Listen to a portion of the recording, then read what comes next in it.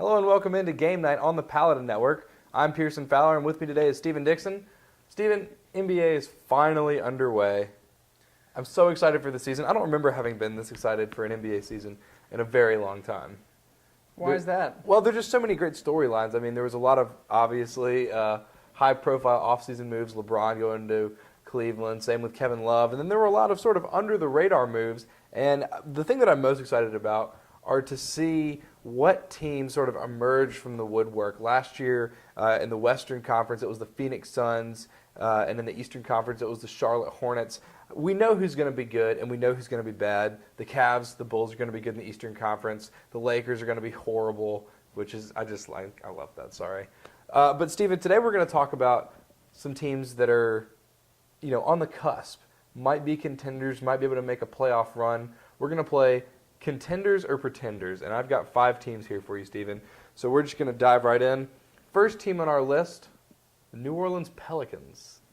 Starting 5 of Drew Holiday, Eric Gordon, Tyreek Evans, Anthony Davis, who may be having a breakout year this year. He's someone that a lot of people are looking to really sort of emerge as the next big superstar, year 3 in the NBA, and he started off the season on fire last night, 26 points, 17 rebounds, 9 blocks. And then you have Omar Ashik, which I thought was a great acquisition from Houston.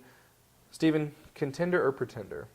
I'm going to go pretender just because they're in the Western Conference. I think it's a young team, give them more time. If they're in the Eastern Conference, I think they could be a 6th or 7th seed. Which is a contender in terms of playoff position. Obviously, with the 6th or 7th team in a conference, you're in the playoffs. It's just too tough in the West, too deep. A lot of veteran teams that are going to be better than them this year. But I think in the future, that's going to change. I'm not saying it's a bad team. It's a good young team, but just give them maybe one more year. I think they're just going to miss out on the playoffs, I think. Yeah, I can agree with that. It's so hard for anyone that's not, already, basically of the 8 that made the playoffs last year, it's going to be really hard to crack that because no one really got significantly worse, if worse at all, out of those 8. Maybe the Memphis Grizzlies, but that would be about it in the Western Conference. Anthony Davis is someone that I'm going to be excited to see, though. I'm expecting him to have just a gargantuan year, and maybe my expectations, like everyone else's, are too high, but he's at least going to be a fun player to watch. Yep. That's All for right. sure. Next team up on our list, we got the Utah Jazz. Starting 5, Trey Burke, Alec Burks, Gordon Hayward, Derek Favors, and Enes Kanter. What do you think about Utah, Steve? A new coach, they got rid of Ty Corbin.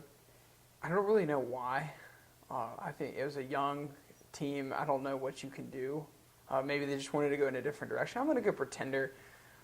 Just once again, kind of on the same basis. I don't think they're as talented as New Orleans.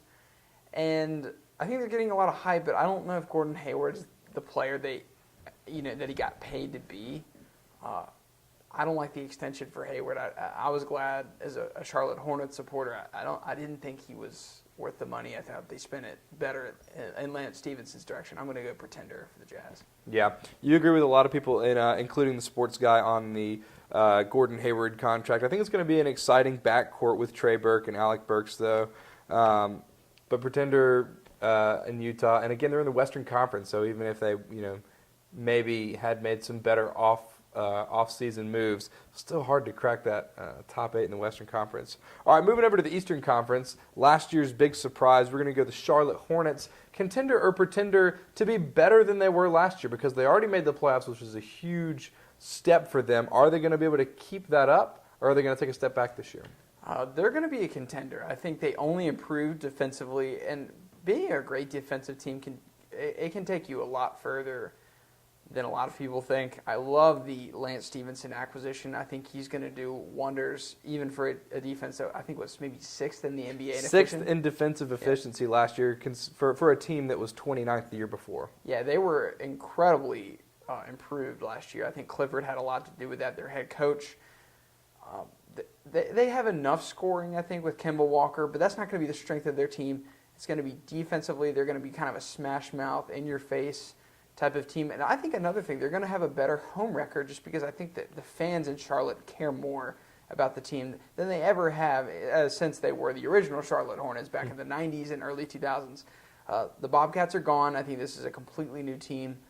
They won 43 games last year. I expect them to maybe win 46 to 48 games. I think they're very capable of that. The buzz is back. Starting five for Charlotte, by the way, is going to be Kimball Walker, Lance Stevenson, Michael Kidd-Gilchrist with his new and improved. He's athletic and a new and improved shot. He's not shooting like this anymore, which is good news for a lot of people. And you got Marvin Williams and, of course, Big Al Jefferson at the 5. Also, will be exciting to see how Noah Vonleh and Cody Zeller factor into how they get their minutes this year, particularly Noah Vonleh. I like Zeller coming off the bench as an offensive guy. We saw him play at Indiana. He was an impressive guy. A lot of people thought maybe a top 5 pick.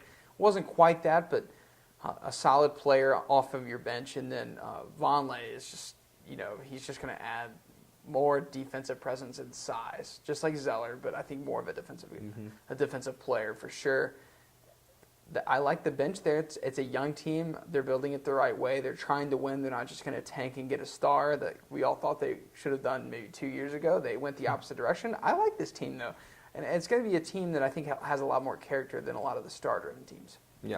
All right, we're going to jump back to the Western Conference for just a second. Last year's Charlotte Hornets in the West were the Phoenix Suns. Again, sort of came out of the woodwork and just barely missed the playoffs. Their strength last year, excellent perimeter defending, and they shot the 3-ball very well. Starting 5 of Goran Dragic, which, by the way, his brother Zoran Dragic is now also on the team, which is hilarious. Eric Bledsoe, P.J. Tucker, Markieff Morris, whose brother is also on the team. So they got two brother duos, whatever you want to call that. So that's got to count for something. That's going to win them a couple games. There's probably. And Miles Plumlee at the 5. What do you think of Phoenix, Stephen?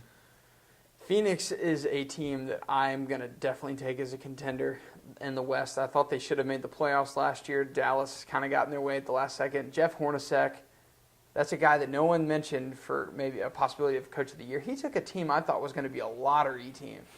They won, I think, 45, 46 games last year. They were a really good team, I think, and they kind of struggled towards the end of the season. Would have been a 6th seed in the Eastern Conference. They're a young team. They're going to grow and develop more under Hornacek, a former Utah Jazz center. Watch out for this team, especially in the coming years. But I think they sneak into the playoffs this year and maybe give some problems to some of the big powers in the Western Conference. Yeah, especially if they can continue to just dominate the perimeter like they did last year. A lot of people worried about Channing Frye leaving Phoenix, but as I mentioned, definitely some good names on that list, and the dual brother power is definitely going to count for something.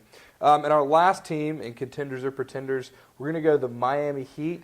Obviously, we know what they have, which is not LeBron James anymore. They lost their 2 best 3-point shooters. Yep. They don't have a ball handler, don't know who's going to get rebounds. A lot of people are hitting the panic button in Miami.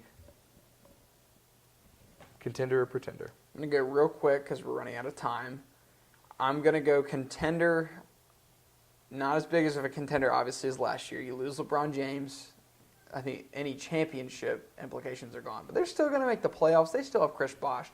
They still have Dwayne Wade, who's going to contribute, maybe not at the level we all thought he would have done in maybe like 2010, but he's still a good player. They have a lot of role players, a lot of young guys, and I think a coach that a lot of people underestimate, Eric Spoelstra. He is one of the top coaches in the league, an elite top 5 coach. That's going to get them in the playoffs, especially in a weak Eastern Conference. They're going to the postseason.